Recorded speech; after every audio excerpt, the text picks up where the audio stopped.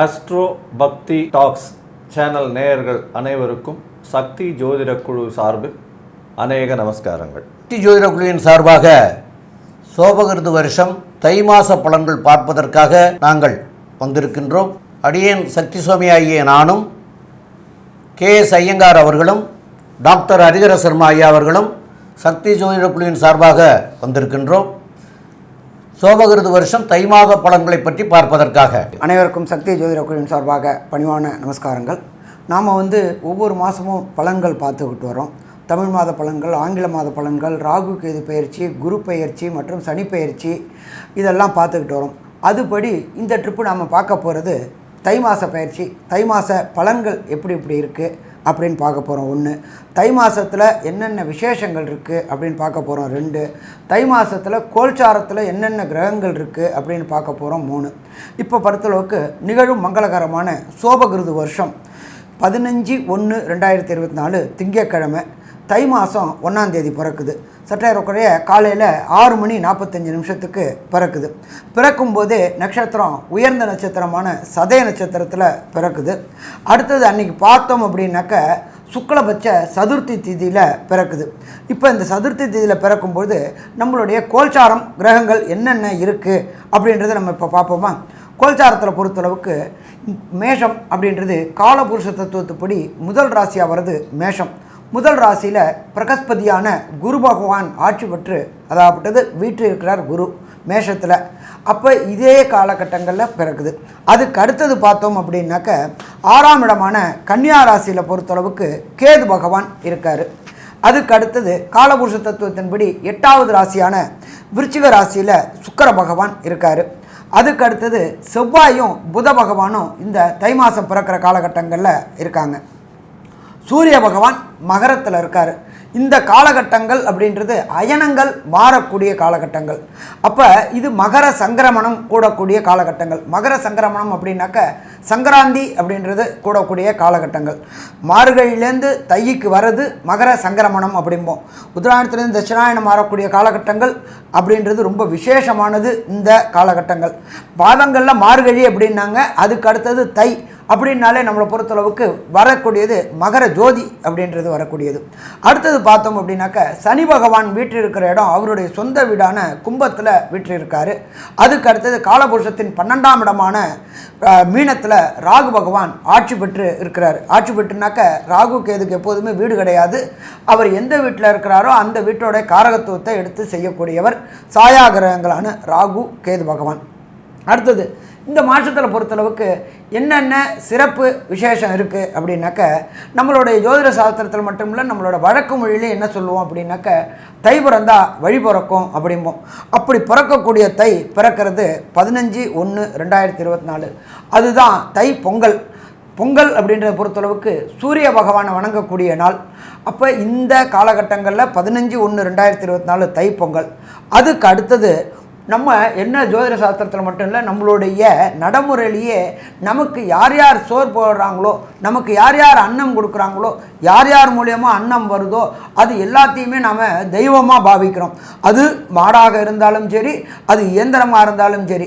அப்போ அந்த மாடு உழவுக்கு பயன்படக்கூடியது அந்த மாடு.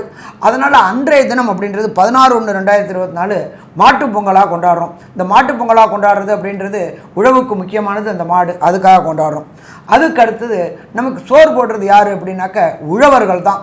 உழவர்களை கௌரவிக்கக்கூடிய தினம் அப்படின்னு பார்த்தோம்னாக்க 17/1/2024 உழவர் தினமாக இருக்குது.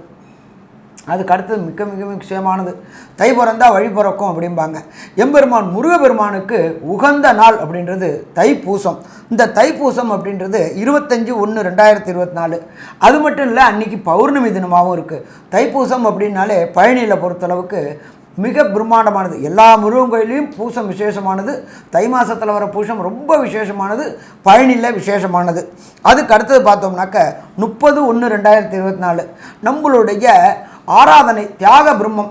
இந்த நாட்டியம் மற்றும் கலைகள் எல்லாத்துக்குமே முக்கியமானவர் அப்படின்றது தியாக பிரம்மம். தியாக பிரம்மத்துடைய ஆராதனை நாள் திருவையாறில் அன்றைக்கி பார்த்தீங்க அப்படின்னாக்க உலகத்தில் உள்ள அத்தனை கலைஞர்களும், அது சின்ன திரை கலைஞராக இருக்கட்டும், அது பெரிய திரை கலைஞராக இருக்கட்டும், இசை கலைஞராக இருக்கட்டும், நாட்டிய கலைஞர்களாக இருக்கட்டும், அத்தனை பேரும் ஒன்று கூடக்கூடிய நேரம், ஒன்று கூடக்கூடிய நாள் அப்படின்றது 30/1/2024. அதுக்கு அடுத்தது பார்த்தோம் அப்படின்னாக்க நம்மளை பொறுத்தளவுக்கு அமாவாசை அப்படின்றது ரொம்ப விசேஷமான தினம். அமாவாசைன்னா என்ன அப்படின்னாக்க பித்ருக்கள் நம்ம வீட்டுக்கு வரக்கூடிய தினம். இதில் பார்த்திங்கன்னா வருஷத்தில் 3 அமாவாசை மிக மிக விசேஷமான தினம். 1 மகாலய அமாவாசை, 2 ஆடி அமாவாசை, 3 தை அமாவாசை. இப்போ ஒரு சில பேர் என்ன பண்ணியிருப்பாங்க, இறந்தவங்களுக்கு திதி தெரியாதனால திதி கொடுக்காமல் இருந்திருப்பாங்க. எந்தவங்களுக்கு திதி கொடுக்கலையோ அவங்களுக்கு 5ஆம் இடம் பாதிக்கப்பட்டிருக்கும். 5ஆம் இடம்ன்றது பூர்வ புண்ணிய புத்திரஸ்தானம். அப்போ இந்த திதி தெரியாதவங்களை பொறுத்தளவுக்கு வருகின்ற 9/2/2024 தை அமாவாசை. இந்த தை அமாவாசையில் பொறுத்தளவுக்கு கொடுக்கக்கூடிய இடம் ஏதாவது ஒரு ஆறு அல்லது ஏரி அல்லது குளம் அல்லது கடல், இதை மாதிரி இடத்துல கொடுக்கும்பொழுது அந்த பித்திருக்களுக்கு ஒரு நாள் ஆகாரம். அமாவாசை அப்படின்னாலே அது ஒரு நாள் ஆகாரம். எள்ளு, நெல், அக்ஷதை இறைச்சி கொடுக்கக்கூடியது. எப்போ ஒருத்தங்களுக்கு பித்ருக்கள் ஆசீர்வாதமும் எப்போ ஒருத்தங்களுக்கு குலதெய்வ ஆசீர்வாதமும் வருதோ அப்போ ஆட்டோமேட்டிக்காக அந்த குடும்பத்தில் நல்லது நடக்கும். ஒரு சில பேருக்கு பார்த்தீங்க அப்படின்னாக்க பித்ருக்கள் ஆசீர்வாதம் இல்லாதனால திருமணம் தடை தாமதம்லாம் ஏற்பட்டிருக்கும். அவங்கெல்லாம் இந்த வரக்கூடிய தை அமாவாசையான 9/2/2024 அன்னைக்கு உங்களுடைய பித்ருக்கள் அத்தனை பேருக்குமே, தெரிஞ்சவங்க தெரியாதவங்க இருக்கிறவங்க எல்லாருக்குமே அங்கே கொடுக்கலாம். அப்போ கொடுக்கும்பொழுது குடும்பத்தில் நல்லது நடக்கக்கூடிய வாய்ப்புகள் உண்டு. இப்போ இதுக்கு அடுத்து நம்ம பார்க்க போகிறது ஒவ்வொரு ராசிக்கும் இந்த தை மாதத்தில் என்னென்ன நற்பலன்கள், என்னென்ன கெடுபலன்கள், அதே தவிர என்னென்ன விசேஷ தினங்கள் பார்த்துட்டோம். அதுக்கு அடுத்தது சந்திராசிரம தினங்கள். சந்திராசிரம தினங்கள்னாக்க முக்கியமான முடிவு எடுக்கக்கூடியதை தவிர்க்கக்கூடிய தினங்கள் என்னென்னு பார்க்க போகிறோம். அதுக்கு அடுத்தது என்ன பார்க்க போகிறோம் அப்படின்னாக்க ஒரு சில பேருக்கு தசாநாதன், புத்திநாதன், அந்தரநாதன், சூட்சுமநாதன் சரியில்லை அப்படின்னாக்க அதற்கு உண்டான ஒவ்வொரு ராசிக்கும் உண்டான எளிய பரிகாரையும் பார்க்க போகிறோம். பொதுவாகவே இந்த மாச பலன்னு சொல்லக்கூடியது வந்து மாச கிரகங்கள்னு சொல்கிற சூரியன், புதன், சுக்கிரன் மற்றும் செவ்வாய், இந்த 4 கிரகங்களினுடைய பெயர்ச்சிகளை வச்சு சொல்லக்கூடியது. சூரியன் ஒரு ராசியிலிருந்து அடுத்த ராசிக்கு போகக்கூடியதை வந்து சௌரமானம்னு சொல்லக்கூடிய மாத பிறப்பா, அதாவது அந்த மாதம் பிறக்கிறத சொல்கிறது. இந்த வாட்டி தனுசு ராசியிலிருந்து மகர ராசிக்கு வந்து சூரிய பகவான் போகிறார். அது வந்து 15ஆம் தேதி ஆறுது. இந்த மாதத்தில் பார்த்தாலேயானால் செவ்வாய் பகவானும் சரி, புத பகவானும் சரி, சுக்கிர பகவானும் சரி, அவள் இருக்கக்கூடிய ராசியிலிருந்து அடுத்த ராசிக்கு போகிறான்.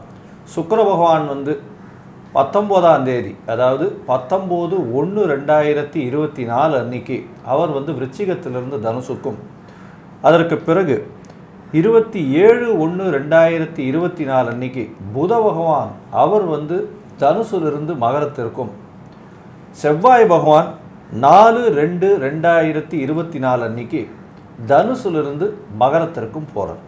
அதனால் இதையும் கணக்கில் எடுத்துட்டு இந்த மாதத்தினுடைய பலனை ஒன்றா பார்க்கலாம். அன்பான தனுர் ராசி அன்பர்களே, காலபுருஷ தத்துவத்துப்படி இந்த ராசி 9ஆம் ராசியாக வருது. இந்த ராசி தை மாதத்தில் தொடங்கும்போது நம்ம எப்பொழுதுமே ஜோதிட சாஸ்திரத்தில் சொல்கிறது என்ன அப்படின்னாக்க 1, 5, 9 திரிகோணஸ்தானம், 1, 4, 7, 10 கேந்திரஸ்தானம். யாருக்கு இந்த 7 ஸ்தானங்களும் வலுக்குதோ அவங்களுக்கு சக்ஸஸ். இப்போ பார்த்தோம்னாக்க உங்கள் ராசி அதிபதி குரு, அவர் 1க்கு 4க்கும் உடையவர். அவர் 5ல் இருந்துக்கிட்டு அவரே ராசியை பார்க்குறார். அப்போ 1, 4, 5 வலுத்துருச்சு. உங்களுக்கு 7, 10 கூடைய புதன், அவரும் ராசியிலேயே இருக்கார். அடுத்தது தொட்டதெல்லாம் தொடங்கக்கூடிய சனி பகவான் 3ஆம் இடத்துல இருந்து ஆட்சி பெற்று இருக்கார். அப்போ இந்த தை மாதம் தனுர் ராசிக்காரங்களுக்கு வெற்றி மாதம்னு சொல்லலாமா? வெற்றி மாதம்னு சொல்லலாம். எப்படி சாமி சொல்கிறீங்க? 7.5 சனியில் ஆட்டி படைச்சி அவமானம், சங்கடம், புகழில் பிரச்சனை, பணத்தில் பிரச்சனை, உடல்நலத்தில் பிரச்சனை, தொட்டதெல்லாம் பிரச்சனை, அத்தனையும் மார்கழி விடுதலை கிடச்சிச்சு. மார்கழிக்கு 4ஆம் தேதி, ஆங்கிலத்துக்கு 20/12/2023 விடுதலை காற்றை சுவாசிக்க ஆரம்பித்த தனுர் ராசிக்காரங்களுக்கு வெற்றி கிடைக்கக்கூடிய வாய்ப்பு. இதில் என்ன ஒரு விசேஷம் அப்படின்னாக்க தனுர் ராசிக்கு 9ஆம் அதிபதியான சூரிய பகவான் 2ஆம் இடத்துல இருக்கார். நல்ல குடும்பம் அமையக்கூடிய வாய்ப்புகளை இந்த காலகட்டங்களில் கொடுப்பார். குடும்பாதிபதியான சனி பகவான் 3ல் இருக்கார். அடுத்தது 7ஆம் அதிபதியான புத பகவானும் நல்ல நிலையில் இருக்கார். சுக்கிர பகவானும் ராசிக்கு மாறி வரார். ரொம்ப நாளாக திருமணமாகலை அப்படின்னு இருந்த தனுர் ராசி என்பர்கள், மூலம் பூராடம் உத்திராட நட்சத்திரத்தை கொண்டவங்களுக்கு திருமணத்திற்கு உண்டான நல்ல நாள் தொடங்கிடுச்சா. தை பிறந்தாச்சு, வழி பிறந்தாச்சு, திருமணத்திற்கு உண்டான நல்ல நாளும் ஏற்பட்டாச்சு. தை மாதத்தில் கண்டிப்பாக இந்த மூலம் பூராடம் உத்திராட நட்சத்திரத்துக்காரங்களுக்கு எழுதி வச்சுக்குங்க, நிச்சயதார்த்தம் நடக்குமா? நிச்சயதார்த்தம் நடக்கும். 2024 எண்டுக்குள்ளார கல்யாணம் முடிஞ்சிருமா? கல்யாணம் முடிஞ்சிடும். சரி, தொழில், புதிய தொழில் தொடங்கணும், அதுக்கு தனம் வேணும். அப்போ தனக்காரகனான குருவே ராசிக்கு 5ஆம் இடத்துல இருந்துக்கிட்டு அவர் ராசியை பார்க்குறாரு. அடுத்தது தொழில்காரகனான புதனையும் 10ஆம் இடத்து அதிபதியான புதனையும் பிரகஸ்பதி குரு பார்க்குறாரு. அப்போ தொழிலுக்கு எங்கெங்கே பணம் கேட்குறோமோ அங்கங்கே வேண்டியதுக்கு மேலே கிடைக்கக்கூடிய வாய்ப்புகள் உண்டு. தொழிலில் ஒரு நிலையான இடத்தை பெறக்கூடிய வாய்ப்புகள் உண்டு. சர்வே, சக்சீட், டிலைட்னா தொழிலில் திருப்திகரமாக இருக்கக்கூடிய நாள். லக்னாதிபதி ராசியாதிபதி 5ல் இருந்துக்கிட்டு 10ஆம் இடத்து அதிபதியான புதனை பார்க்குறார். மிக சிறப்பான காலகட்டமாக, மிக சிறப்பான காலகட்டம். அடுத்தது நம்மளுடைய ஜோதிட சாஸ்திரத்தில் 4ஆம் இடம் அப்படின்றது லோயர் எஜுகேஷன் சொல்லுவோம். அதாவது என் குழந்தைங்க இப்போ தான் ஃபஸ்ட்டு டிகிரிக்கு போகுது அப்படின்னு சொல்லுவோம். அப்போ அந்த தனுர் ராசியில் உள்ள மாணவர்களுக்கு படிப்பில் வெற்றி, எதில் சாமி வெற்றி கிடைக்கும்? ஹையர் எஜுகேஷன், அதாவது பிஜி போகக்கூடியவங்களுக்கு, அதே போல் காம்படிட்டிவ் எக்ஸாம்னு சொல்லக்கூடிய ஐஐடி, ஜேஇஇ, நீட்டு எழுதக்கூடிய தனுர் ராசிக்காரங்களுக்கு தேர்தலில் வெற்றி வெற்றி வெற்றி. என்ன சாமி, எனக்கு எதிர்பாராத மார்க் கிடச்சிருச்சு. எதிர்பார்த்த மார்க் மட்டும் கிடையாது, நீங்கள் எதிர்பார்த்த யூனிவர்சிட்டிலையும், எதிர்பார்த்த வெளிநாட்டு யூனிவர்சிட்டிலையும் எதிர்பார்த்த கோர்ஸும் கிடைக்கக்கூடிய காலகட்டங்கள் இந்த காலகட்டங்கள். அடுத்தது 3ஆம் இடத்துல கம்யூனிகேஷன் ஸ்தானத்தில் கம்யூனிகேஷன் அதிபதியான சனி பகவான் ஆட்சி பெற்று இருக்கார். அப்போ நீங்கள் சொல்லக்கூடியது அத்தனையும் நடக்குமா? நடக்கும். என்ன ஒன்று நீங்கள் சொல்லக்கூடிய நல்லது நடக்கிறதுக்கு காலதாமதமாகும், கெட்டது நடக்கிறது ரொம்ப ஈஸியாக நடந்துடும். சனி பகவானை பொறுத்தளவுக்கு நீங்கள் சொல்ல வர்றது அடுத்தவங்களால் பல நேரங்களில் தவறுதலாக புரிந்து கொள்ளப்படும். அப்போ இந்த காலகட்டங்களில் யாருக்கும் வாக்குறுதி கொடுக்கறத கொஞ்சம் தவிருங்க. 2ஆம் இடத்துல வேறு சூரிய பகவான் இருக்கிறாரு. ஹைலி எமோஷன், ஹைலி சென்சிட்டிவ், எளிதில் உணர்ச்சி வசப்படுவீங்க. உணர்ச்சி வசப்பட்டு வார்த்தையை கொட்டுவீங்க. வார்த்தையை கொட்டுட்டு பின் விளைவுகள் கடுமையாக இருக்கும். அதனால் இந்த காலகட்டங்களில் வாக்குறுதி, ஜாமீன், ஜவாப்பு கொடுக்கறத தவிர்ப்பது சிறந்தது. சரி, அடுத்தது தொழில் தொடங்கக்கூடியவங்களுக்கு இந்த காலகட்டம் எப்படி இருக்கும்? அரசியல் சம்மந்தப்பட்டவங்களுக்கு இந்த தை மாதம் எப்படி இருக்கும் அப்படின்றத நம்மளுடைய அஸ்ட்ரோ KS ஐயங்கார் அவங்க விரிவாகவும் விளக்கமாகவும் சொல்லுவாங்க. ஐயா, தொழில் பற்றி கேட்டிருக்கீங்க. தொழில் ஸ்தான அதிபதினு சொல்லக்கூடிய ஒரு 10ஆம் அதிபதி உங்களுடைய ராசியிலேயே இருக்கக்கூடிய காலகட்டம். இந்த மாதம் பார்த்தாலேனால் ஒரு 15 நாள் வரலும் புத பகவான் உங்களுடைய ராசியிலேயே இருக்கார். அது ஒரு பெரிய ஏற்றமான காலகட்டமாகவே சொல்லணும். குரு பகவானால் பார்க்கப்படுறது, அதனால் பணத்திற்கு பஞ்சம் இருக்காது. எல்லா விதமான தொழில்கள்லையும் மூலதனம் பெரிய ஏற்றத்தில் கொடுக்கக்கூடிய காலகட்டமாக இருக்கும். புதுசாக வெளிநாட்டிலிருந்து மூலதனம் வரக்கூடிய வாய்ப்புகள் நிச்சயமாக உண்டு. 10ஆம் இடத்துல தொழில் ஸ்தானத்தில் பார்த்தாலேனால் கேது பகவான் இருக்கிறதுனால கண்டிப்பாக புதிய தொழில் மாறும். தொழில் மாறினாலும் அனலிட்டிக்கலாக இருக்கக்கூடிய கன்சல்டன்சி தொழிலில் இருக்கக்கூடிய ஆளுகள்லாம் பெரிய ஏற்றம் கிடைக்கக்கூடிய காலகட்டம்.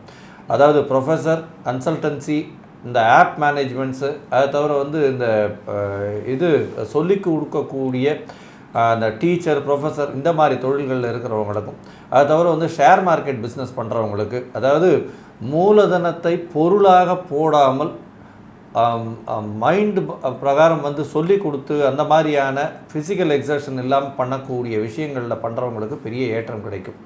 அக்கௌண்டிங் ஜாபில் இருக்கிறவங்க, அக்கௌண்டிங் ப்ளஸ் இந்த சாப், இந்த மாதிரி க்ளவுட், இந்த மாதிரியான இதில் சொல்கிறாங்க இல்லையா, அவங்களுக்கெல்லாம் பெரிய ஏற்றம் இருக்கக்கூடிய காலகட்டமாக இந்த தனுசு ராசிக்காரர்களுக்கு இருக்கும். ஆனால் ப்ரெஷர் கொஞ்சம் அதிகமாக இருக்கும். ஏன்னா ராசியின் 5ஆம் அதிபதியும் ராசி அதிபதியும் சுக்கிரனோடு சேர்ந்து, அதாவது ராசி அதிபதியும் 5ஆம் அதிபதியும் பரிவர்த்தனையில் இருந்தாலும் சுக்கிரனோடு சேர்ந்து இருக்கிறதுனால கொஞ்சம் பிரச்சனைகள் இருக்கும். சுக்கிரன் 11ஆம் அதிபதி, அதனால் கண்டிப்பாக உங்களுக்கு மைண்டு டிஸ்ட்ராக்ஷன்ஸ் கொஞ்சம் அதிகமாகவே இருக்கும். 11ஆம் இடத்துக்கு உண்டான நம்மளுக்கு வேணுன்ற நிறைய விஷயங்கள், எதிர்பார்ப்புகள், எதிர்பாலினத்தவர் மூலியமாக அதிகமாக இருக்கக்கூடிய காலகட்டம்ன்றதுனால மைண்டு டிஸ்ட்ராக்ஷன்ஸ் ரொம்ப அதிகமாக இருக்கக்கூடிய காலகட்டம். வேலையில் ப்ரெஷர் கொஞ்சம் அதிகமாக இருக்கக்கூடிய காலகட்டம். பேச்சில் ரொம்ப ஜாகிரதையாக இருக்கணும். 2ஆம் இடத்துல சூரிய பகவான் எந்த ஒரு விஷயத்தையும் பேசிட்டு அதுக்கப்புறம் திருப்பி எடுக்கிறதுன்றது நல்லதில்லை. பொறுமையாக பேசுறது ரொம்பவும் நல்லது. உங்களுடைய ராசிக்கு பார்த்தலையானால் இந்த தொழில் ஸ்தானம் அப்படின்றது நல்ல அபிவிருத்தியோடு இருக்கக்கூடிய காலகட்டமாக இருக்குது. தொழிலில் பெரிய ஏற்றம் கிடைக்கும். சரி, அரசியல் பிரமுகர்களை பற்றி பார்க்கும்பொழுது அரசியல் பிரமுகர்கள் கொஞ்சம் பொறுமையாக இருக்கிறது ரொம்பவும் நல்லது. ஏன்னா இந்த காலகட்டத்தில் உங்களுடைய ராசிக்கு 6ஆம் அதிபதி 11ஆம் அதிபதியான சுக்கிர பகவான் உங்களுடைய ராசியிலே உட்கார்றதுனால அரசியலில் இருக்கிறவங்க அதில் தலைமை பொறுப்பில் இருக்கக்கூடியவர்களுக்கு சப்போர்ட் பண்ணுற மாதிரி இருக்கிறது ரொம்பவும் நல்லது. இந்த தனுர் ராசிக்காரர்கள் தனித்து அரசியல் பண்ணக்கூடியவர்களுக்கு அந்த அளவு ஏற்றம் கிடையாது. வேலை செய்யக்கூடியவர்களுக்கு பெரிய ஏற்றம் இருக்கக்கூடிய காலகட்டம். வேலையில் பெரிய மாற்றங்கள் வரக்கூடிய காலகட்டம். வேலையில் பெரிய ஏற்றங்கள், பண வரவுகள், இன்க்ரிமெண்ட் இதெல்லாம் வரக்கூடிய காலகட்டமாக இந்த மாதம் அமையிறது. இந்த மாதத்தில் பார்த்தோன்னா அரசு அலுவலகங்களில் வேலை செய்கிறவங்களுக்கு ஒரு இன்க்ரிமெண்ட் வரக்கூடிய வாய்ப்புகள் உண்டு. ப்ரமோஷன் வரக்கூடிய வாய்ப்புகள் உண்டு. ப்ரமோஷன் மூலியமாக வெளியூர் வெளிமாநிலம் டிரான்ஸ்ஃபர் ஆகக்கூடிய வாய்ப்புகள் நிச்சயமாக இருக்குது. மொத்தத்தில் இந்த தனுசு ராசிக்காரர்களுக்கு நல்ல ஒரு ஏற்றமான காலமாகவே இருக்குது. இந்த காலகட்டத்தில் உங்களுடைய முயற்சி ஸ்தானத்தில் போய் சனி பகவான் உட்காந்துருக்கார் 3ஆம் இடத்துல. அதனால் சிறு சிறு தடங்கள் மூலியமாக வெற்றியை நிச்சயமாக நிலைநாட்டுவார். 3ஆம் இடத்துல சனி பகவான் இருந்தால் முடிசூடா மன்னன்னு சொல்லக்கூடியது. அதனால் எந்த ஒரு மன்னருக்கும் நிச்சயமாக பிரச்சனைகள் இருந்து கொண்டே தான் இருக்கும். இருந்தாலும் அவர் மன்னர் தான். அந்த மாதிரியான விஷயத்தில் சனி பகவான் 3ஆம் இடத்துல இருந்ததுனால சிறு சிறு தடங்கள் வந்து கொண்டே இருக்கும். தடங்களை தாண்டி வெற்றி இலக்கை நீங்கள் அடையக்கூடிய வாய்ப்புகள் நிச்சயமாக உண்டு. சரி, இந்த காலகட்டத்தில் சில நாட்களை நீங்கள் தவிர்க்கணும் அப்படின்றத கண்டிப்பாக சொல்கிறோம். அது என்னென்ன நாட்கள் தவிர்க்கணும் அப்படின்றதும் இந்த நாட்களுக்கு எந்தெந்த பரிகாரங்கள், எளிய பரிகாரங்கள் செய்யலாம் அப்படின்றத பற்றியும் நம்ம ஐயா கிட்ட கேட்போம். ரொம்ப அற்புதமாக தெளிவாக சொன்னீங்க. தனுசு ராசிக்காரர்களுக்கு சந்திராஷ்டம தினங்கள் அப்படின்னு சொல்லக்கூடியது 25/1/2024 செவ்வாய்க்கிழமை, 26/1/2024 இல்லை, அது 25/1/2024 வியாழக்கிழமை, 26/1/2024 வெள்ளிக்கிழமை, 27/1/2024 சனிக்கிழமையில் உங்களுக்கு பகல் 1 மணி வரைக்கும் சந்திராஷ்டம நேரம். இந்த சந்திராஷ்டம நேரத்தில் தவிர்க்க வேண்டியது என்னென்னு கேட்டால், ஒன்று பிரயாணங்கள் செய்வதை தவிர்க்க வேண்டும். புதிதாக தொடங்கக்கூடியதுகளை தவிர்க்க வேண்டும். அப்போ புதிதாக செய்யக்கூடியதை தவிர்க்க வேண்டும் அப்படின்னு சொன்னால், இதுகளை தவிர்க்கிறது எதனாலன்னு கேட்டால், மனோகாரகன் உங்களுடைய ராசிக்கு 8ஆம் இடத்துல சஞ்சரிக்கிற போது மனம் பேதலிக்கும் அப்படின்னு சொல்லி, மனம் தடுமாற்றம் இருக்கும் அப்படிங்கிறத சொல்லி, அதை அந்த நாட்களில் எடுக்கக்கூடிய முடிவுகள் சிறப்பாக இல்லாமல் போயிடும் அப்படிங்கிறதுக்காக அந்த நாட்களை தவிர்க்கணும்னு சொல்லியிருக்கிறாங்க நம்முடைய முன்னோர்கள். அதனால் அந்த 2.5 நாளையும் தவிர்க்கிறது நல்லது. உங்களுடைய ராசிக்கு 2ஆம் இடத்துல சூரியன் இருக்கிறதுனாலையும், அதே மாதிரி 4ஆம் இடத்துல ராகு இருக்கிறதுனாலையும் தாயாருக்கு சின்ன சின்ன பிரச்சனைகள் வருங்கிறத சொன்னாங்க. அதனால் அவங்களுடைய ஜாதக பிரகாரம் எந்த தெய்வத்தை போய் அவங்களுக்காக வணங்கினால் சரியாக இருக்கும்னு பார்த்துட்டு பண்ணிக்க வேண்டியது. உங்களுடைய இதுக்கு உங்களுடைய ராசி பிரகாரம் பார்த்திங்கன்னா, இந்த காலகட்டத்தில் உங்களுக்கு வியாழக்கிழமையில் தட்சிணாமூர்த்தியை போய் வழிபடுறது சால சிறந்ததாக இருக்கும். ஏன்னு கேட்டால், அவர் 5ஆம் இடத்துல இருந்து தன்னுடைய வீட்டையே 9ஆம் பார்வையில் பார்க்கிறார். 4ஆம் இடத்துக்கும் அவரே அதிபதி. இந்த 4ஆம் இடத்துல ராகு இருக்கிறதுனால தான் தாயாரையும் ஜாதக பிரகாரம் பார்த்துட்டு அதையும் பார்த்துக்க சொல்கிறோம். அதனால் 4ஆம் இடத்துல ராகு இருக்கிறதுனுடைய பலம் குருவோட பலத்தையே சேர்ந்ததாக இருக்கும். அதனால் வியாழக்கிழமை தட்சிணாமூர்த்திக்கு போய் அதுலேயும் காலையில் 6 to 7 குரு ஓரையிலேயே போய் பண்ணுறதும் சால சிறந்ததாக இருக்கும். மேற்கொண்டுள்ள விவரங்களை பற்றி நம்முடைய ஐயா KS ஐயங்கார் அவங்க சொல்லுவாங்க. ஐயா, அற்புதமாக சொன்னீங்க. தனுசு ராசியை பொறுத்தவரையிலும் பார்த்தலையானால் நல்ல ஒரு ஏற்றமான வாதம். ஏன்னா சனி பகவான் 7.5 சனியை முடிஞ்சுடுத்து முயற்சி ஸ்தானத்தில் போய் 3ஆம் இடத்துல உட்கார்றதுனால பண வரவிற்கு பஞ்சம் இருக்காது. உடல்நலத்தில் நல்ல ஏற்றம். ராசியை பார்த்து பரிவர்த்தனை யோகத்திலையும் இருக்கு. உங்களுடைய ராசிக்கு பார்த்தாலேயானால் 9ஆம் அதிபதி 2ஆம் இடத்துல இருக்கிறது ரொம்ப விசேஷம். தொழிலில் வந்து பெரிய ஏற்றம் இருக்கும். போட்டித் தேர்வில் நல்ல ஒரு வெற்றி கிடைக்கக்கூடிய காலகட்டம். மாணவர்களுக்கு படிப்பில் நல்ல கவனம் இருக்கும். நல்ல ஒரு ஏற்றம் கிடைக்கக்கூடிய காலகட்டம். மேற்படிப்பு படிப்பதற்கு வெளிநாடு போகக்கூடிய பாக்கியம் கிடைக்கக்கூடிய காலகட்டமாக இருக்கும். தந்தையின் உடல்நிலையில் நல்ல ஒரு ஏற்றம் இருக்கும். தாயின் உடல்நிலையில் சற்று கவனம் தேவை. மொத்தத்தில் பணவரவிற்கு பஞ்சம் இருக்காது. பேச்சில் மட்டும் கொஞ்சம் ஜாகிரதையாக இருக்கிறது ரொம்ப முக்கியம். மொத்தத்தில் பார்த்தீங்களேனால் இந்த தை மாதம் தனுசு ராசிக்காரர்களுக்கு நல்ல ஒரு ஏற்றமான மாதமாக இருக்குது அப்படின்றது சக்தி ஜோதிட குழு சொல்லுது. நன்றி, நமஸ்காரம்.